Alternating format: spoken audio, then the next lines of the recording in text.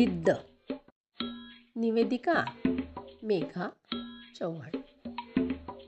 आपल्यापाशी जे आहे त्यात समाधान मानणे योग्य, परंतु आपण जसे आहोत त्यातच समाधान मानणे अयोग्य. यासाठीच हा पंक्तिप्रपंच. एकदा काय झालं, एकदा नाही हो, बऱ्याचदा काय झालं की जपान्यांना त्यांचे आवडते मासे मिळेनात.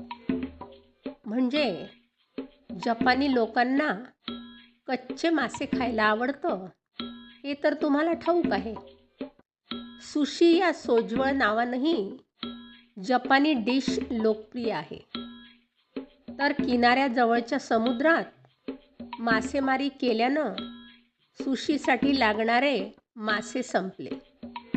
म्हणजे जपानी कोळी जाळीबिळी टाकायचे, पण त्यात सुशी योग्य मासे सापडायचे नाहीत. आता काय करायचं? त्यांनी उपाय शोधला. मोठ्या बोटी घेऊन ते समुद्राच्या आतल्या भागात गेले. तिथे सुशी सापडले. मग काय, पकडले आणि आणले. पण गंमत अशी झाली की बोटी किनाऱ्यापासून दूर गेल्यामुळे त्यांना परत यायला वेळ लागे. तोपर्यंत सुशी मासे मरून जात. मग त्या माशांच्या मांसामध्ये ती गंमत येत नसे. आता काय करायचं? मग त्यांनी ठरवलं, दूर समुद्रात जाणाऱ्या बोटीत आपण फ्रीझर्स ठेवू, त्यात माशांना बंद करू. किनाऱ्यावर पोचलो, त्यांना पुन्हा वॉर्मअप करू की सुशी तयार झालं. तो प्रयोग यशस्वी झाला. मासे अगदी फ्रेश राहू लागले. पण फ्रीझरमध्ये ठेवलेले मासे आणि ओरिजिनल सुशी यात फरक होता. तेव्हा फ्रीझरची आयडिया अगदी व्यावहारिक, पण मत्स्यप्रेमींनी नाकं मुरडली. आता काय करायचं? पण जपानी लोक डोकेबाज. त्यांनी काय केलं? त्या मोठमोठ्या बोटींवर मोठाले टँक बांधले. त्या पाण्यात मासे सोडायचे आणि जिवंत आणायचे. किनाऱ्याला लागले की टँकमधून बाहेर. सुशी तयार. वा, सुशीच्या डिश जपानी रेस्टॉरंटमधून मिळू लागल्या. पण गुणवत्तेच्या बाबतीत चोखंद जपान्यांनी आपली येवलीशी नाकं मुरडली. जिवंत माशांची सुशी बरी लागली खरी, पण त्या टँकमध्ये दाटीवाटीनं राहणाऱ्या माशात तसा दम नव्हता. त्यांच्या हालचाली मंदावलेल्या, त्यांची तोंड मरगळलेली. ओरिजिनल सुशी ती ओरिजिनल सुशी. हो की नाही मिस्टर सुझुकी? हो, अगदी खरं मिस्टर यामाटोमो किंवा मिसेस यामोटोमा. आता काय करायचं? जपानी कोळी लुई हिकमती माणूस. तो काय असा डगमगणारा नव्हेच. त्यानं डोकं खाजवलं, विचार केला आणि अखेर एक शक्कल सुचली. शक्कल म्हणजे भारी अक्कल. भारी अक्कल असल्याशिवाय शक्यच नाही. त्यांनी बोटीवरील टँकचा अभ्यास केला. टँकमधले मासे मरगळतात का, मंदावतात का, त्यांच्या वावरण्यात जोम का राहत नाही, त्यांच्या हालचालीतील जोश का हरवतो. जपानी गडी रिसर्चमध्ये एकदम हुशार बरं का. हार खाणारा नव्हे. सुशी खाल्ल्याचा परिणाम दुसरं काय, बरी युक्ती नामी. त्यांनी काय केलं?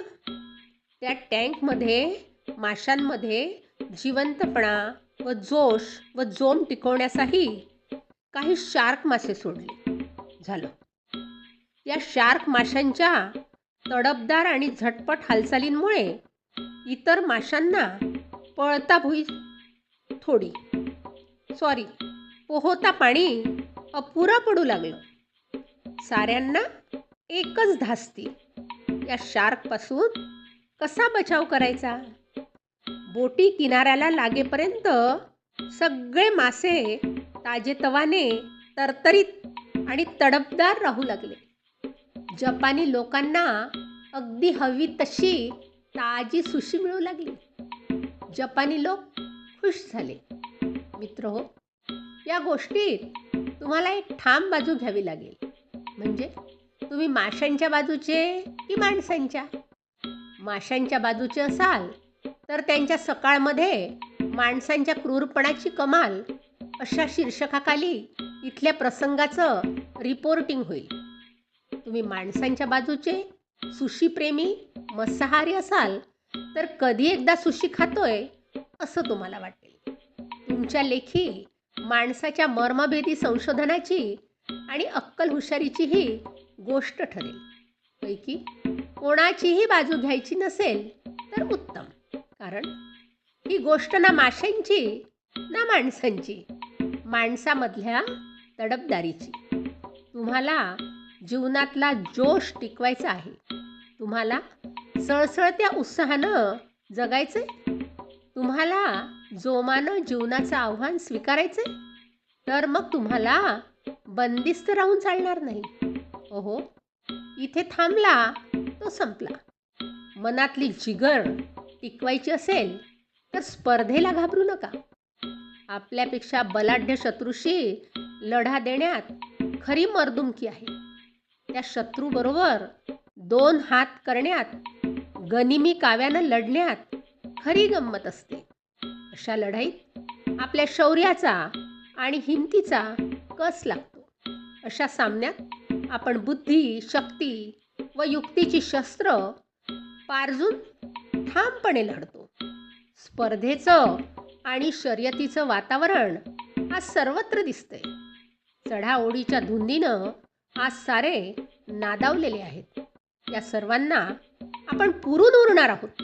कदाचित त्या जपान्यांनाही पुरून उरू आणि भारतीय आर्थिक सत्तेचा झेंडा जगभर फडकू लागेल.